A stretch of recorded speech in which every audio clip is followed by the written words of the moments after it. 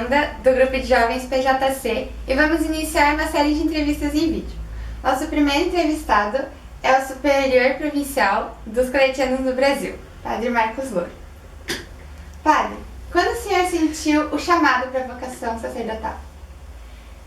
Bom, primeiro eu queria dizer, Amanda e os jovens da Paróquia Imaculado do Coração de Maria, que é uma alegria estar com vocês e esse momento de partilharmos algumas ideias, não? Quando que eu senti o chamado à vocação? Essa é uma boa pergunta, porque eu entrei para o seminário relativamente pequeno, jovem, tinha entre 12 para 13 anos, mas com relação à pergunta sua, eu senti o chamado à vida sacerdotal, religiosa, missionária, no seio da minha família. Para mim, a minha família, minha mãe, meu pai, meus irmãos, meus avós, maternos e paternos, tiveram uma grande influência. Alguns tios meus tiveram uma grande influência. Então, a origem da minha vocação, o despertar da minha vocação, está no seio da minha família. Uma família extremamente religiosa. A minha mãe, uma grande devota de Maria. Não, meu pai também, já falecido, mas era um homem religioso, silencioso, muito tranquilo, mas um homem assim, de muita fé, de muita esperança, de muita religião.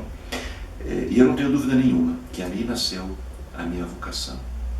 Existe uma tradição que os meus tios sempre me contam, minha mãe me conta, que eu partilho com vocês, são poucos que sabem, eu vou partilhar com vocês, que eu acho que é bonita, né? É bonita.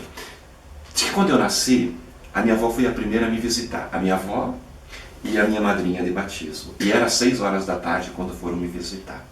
E segundo elas dizem, a minha mãe confirma, que quando minha avó chegou, eu tinha acabado de nascer, ela entrou no quarto do hospital e disse: nasceu o Padre Marcos. Né? E isso ficou. E aí eles foram me contar essa história depois que eu já tinha me ordenado. Eu não sabia dessa história. Né? Então existe um pouco de história também, né? de uma certa, entre aspas, né? profecia da minha avó, e que eu, sem saber, sem conhecer, acabei realizando. Né? Mas a história vocacional, eu tenho certeza disso, nasceu no seio familiar. Nasceu no seio familiar. Onde devem nascer todas as vocações. O senhor conheceu a congregação dos claretianos e se interessou em ser missionário claretiano? Muito bem. Primeiro vamos responder como eu me interessei a ser missionário.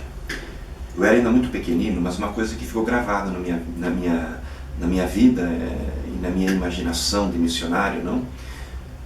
Os missionários da Consolata atendiam a nossa comunidade paroquial. E eu me lembro como se fosse hoje, eles foram na nossa comunidade, no interior do Rio Grande do Sul, e passaram um filme sobre a África. Né? E eu estava sentado no lado do missionário, e eu me lembro assim, ele estava de batina, tudo, né? E eu estava no ladinho dele vendo aquilo. E aquilo me despertou muito. Aquela imagem daquele homem missionário e as imagens que eu via na tela. Né? Mas aquilo foi uma coisa de criança, de 6 anos para 7 anos, quando muito. Mas aquilo me guardou, que até hoje está muito vivo na minha memória. Passados anos, nós mudamos de cidade, eu saí da minha terra natal, fui à cidade de Porto Alegre. Né? E ali, no colégio, um dia, um missionário claretiano, Padre Piva, foi no colégio e distribuiu um questionário para todos os jovens. E nesse questionário dizia lá: o que você quer ser no futuro? O que você acredita que Deus quer para você? E eu me lembro que eu não pensei 2 vezes. Tinha lá a pergunta, a resposta padre, eu falei: padre. Né? E pronto, acabou aquela entrevista, aquele questionário, e eu voltei para casa. Né? E fui na minha vida normal, morar na fazenda com meu pai, trabalhar com ele na roça. Eu costumo dizer, eu vendia na época das férias, das minhas férias, né? Eu vendia na beira da autoestrada, melancia, melão, essas coisas todas que nós produzíamos, né? E um dia eu estava ali vendendo, eram minhas férias, eu estava ali vendendo melancia, melão, né? Na estrada, e eis que chega o Padre Piva, como pároco da minha cidade, e disseram assim: viemos te buscar. Eu falei: uai, buscar para quê? Daí que eu me lembrei dessa entrevista, E eu prontamente disse, não, vou sim, vou. E ali entrei para ali eu comecei a conhecer os missionários claretianos. Fui fazer o que nós ainda fazemos hoje na congregação, que é costume, o estágio pastoral, ou melhor, desculpa, o estágio vocacional. E naquele estágio, éramos mais ou menos uns 80 jovens, adolescentes, fizemos esse estágio. Eu fui aprovado, digamos assim, para entrar para o seminário. Depois de um mês, eu estava no seminário. Né? E uma coisa que me marcou, isso eu gosto de sempre falar, porque eu gosto de falar por quê? Porque são os sinais pequenos de Deus na nossa vida. Uma coisa que me marcou, e eu sempre falo quando me faz essa pergunta, que quando eu cheguei no seminário claretiano de Esteio, um prédio grande, bonito, né, que hoje já não existe mais, o que me recebe na porta do seminário? Uma imagem de Jesus menino abraçado na cruz, uma imagem grande assim, como que acolhendo quem chegava ao seu seminário. E eu me senti tão acolhido por aquela imagem, naquela minha concepção de adolescente ainda, né, das imagens, de perceber Deus também nisso, não? E aquilo me atraiu tanto, me chamou a atenção, e daquele momento me veio assim forte dentro de mim, olha, acho que aqui é meu lugar. Eu me senti acolhido, me senti querido, né? Acho que é aqui que Deus quer que eu fique. E ali eu comecei. E assim que eu conheci os claretianos também. Foi de forma muito misteriosa, os mistérios de Deus na nossa vida. Né? Assim que eu conheci, e assim que eu entrei para o seminário, e até hoje permaneço, né, como missionário claretiano. Qual foi a maior dificuldade que o senhor enfrentou para seguir seu caminho na vida sacerdotal? Boa pergunta, boa pergunta. Já me fizeram várias vezes essa pergunta, várias. E eu sempre respondi, graças a Deus. E eu digo assim, com toda a convicção do meu coração, eu nunca tive dificuldades. Verdade. Eu sempre, a minha caminhada foi sempre serena. Sempre serena. Essas pessoas falam muitas vezes, ai, saudades da família, ai, dúvidas, várias coisas, né, que é normal. Não. Eu nunca tive grandes dificuldades. Quem sabe dificuldades, né? Eu não era assim grande estudioso, então eu tinha que me esforçar muito, né? Mas dificuldade no sentido vocacional, de uma dificuldade que me impedisse de caminhar, de seguir à frente, não. Isso eu sou sempre grato a Deus e a Nossa Senhora, muito grato, né? E eu digo sem medo, sabe? Não é nenhum tipo de glória para mim, não é vanglória, não é, sei lá, orgulho, não, eu falo com humildade, realmente. Nunca tive grandes dificuldades. Dificuldades no sentido assim, de barreiras que me impedissem de continuar seguindo. Não. Por isso que eu sou eternamente grato a Deus e a Nossa Senhora. Padre, qual é o papel do superior provincial na congregação? Muito bem. Superior provincial, como é que a congregação está organizada, não?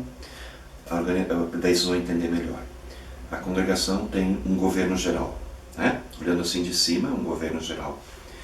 O governo geral é composto hoje por 6 membros e mais outros que assessoram, né, secretários, que cuidam da congregação no mundo todo. Né? Então é um olhar de cima.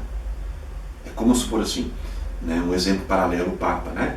Ele cuida da igreja toda. Né? Então nós temos a congregação, temos o governo geral, sede lá em Roma, necessariamente não precisa ser em Roma, no nosso caso é Roma, que olha a congregação no mundo todo. A congregação no mundo todo está dividida no que nós chamamos de províncias. Não? Nos países, províncias de um país, províncias de 2, 3, 4 países juntos. Nessas províncias, então, tem o governo provincial, que em nome do governo geral, cuida da congregação naquela região, naquela província. Né? No caso aqui no Brasil, então, o governo provincial sou eu e mais 4 membros. Então nós 5 cuidamos dos claretianos no Brasil.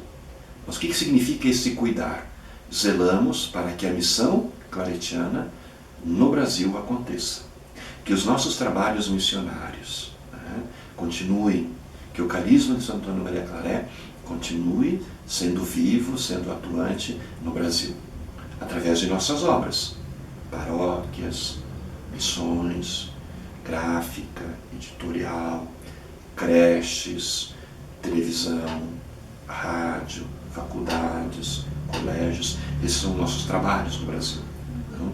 E então, nesses trabalhos todos, o carisma claretiano, a missão de Claré, tem que caminhar.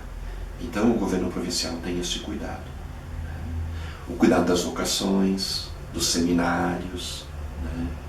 Mas, sobretudo, o papel do provincial, e com isso eu fecho a pergunta, é o cuidado da pessoa do claretiano. Cuidar para que o claretiano, aquela pessoa, aquele missionário, possa ser fiel à sua vocação, possa ser fiel ao carisma claretiano, possa ser feliz naquilo que ele está fazendo. Acho que o principal papel do provincial é este. Não é tanto cuidar de obras, mas é estar com os seus irmãos, caminhar com os seus irmãos, apoiá-los na vocação, apoiá-los na missão. Acho que esta é a grande... eu acredito que esta é a grande missão do superior provincial. Mas não só do superior provincial, porque o superior provincial não trabalha sozinho, trabalha com o governo, ele trabalha com os outros 4 irmãos que têm a mesma responsabilidade, e com ele animar a missão claretiana no Brasil. Padre Marcos, o senhor poderia compartilhar conosco algum ensinamento de Claré para que nós, os jovens, possamos seguir o caminho dentro da nossa paróquia? Eu gostaria de partilhar com vocês 2 ensinamentos de Claré, e que nos ajudam a todos. Mas de modo particular a vocês, os jovens da paróquia do Imaculado Coração de Maria, e os jovens em geral, né, que vocês conhecem, que esperamos e queremos que o grupo aumente, que eles venham participar também com vocês. 2 ensinamentos, então. O primeiro, Claré foi um jovem, um adulto, um idoso, né, que soube fazer a vontade de Deus. Ele perseguiu esta vontade de Deus, né? É o grande desejo dele, o grande sonho dele. A vida dele foi fazer a vontade do Pai, fazer a vontade de Deus. Porque ele acreditou, e nós devemos acreditar, que quando fazemos a vontade de Deus, nós estamos no caminho certo da felicidade. Porque Deus é amor, e Deus não pode querer de nós nada que não seja para a nossa felicidade, que não seja para a nossa realização plena. Então essa é a primeira. Convido os jovens a fazerem a vontade de Deus nas suas vidas. E a segunda, que é uma marca de Santo Antônio Maria Claré, um homem que viveu e se apaixonou pela caridade, pelo amor ao próximo. Isso é forte, Santo Antônio Maria Claré, né? Este amor ao próximo, este amor movido pelo amor de Cristo, movido pela caridade, né? Então, essa é a segunda mensagem que eu deixo de Santo Antônio Maria Claré para os jovens, né? Para todos os jovens, não? Viver esta caridade para com o próximo, mas uma caridade que nasce do coração de Cristo, né? Não é a nossa caridade, é a caridade de Deus agindo em nós que vai em direção ao próximo. Isso é fundamental hoje. E se nós olharmos bem, o Papa Francisco fala várias vezes disso. No fundo dos discursos do Papa Francisco eu vejo isso, não? Esses da igreja sair, de ser uma igreja que vai ao encontro, enfim, todo esse diálogo dele é um diálogo que no fundo está a caridade, está o amor ao próximo. Este amor que vem de Deus primeiro e que passa por nós e que vai ao encontro do outro. Então, grande mensagem que eu deixo é essa. E por último, uma mensagem de perseverança, né? Que os jovens do Imaculado Coração de Maria, e todos os jovens da nossa paróquia, mesmo aqueles que não fazem parte do grupo, que sejam jovens perseverantes, não? Que vivam realmente o Evangelho, acreditem no Evangelho e vivam sua fé com muita perseverança e sobretudo, com alegria.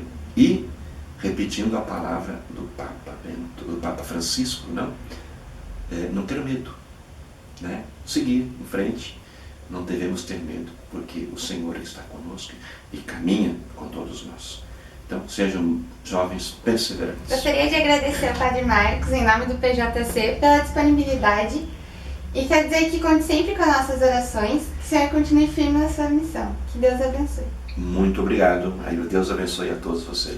Amém.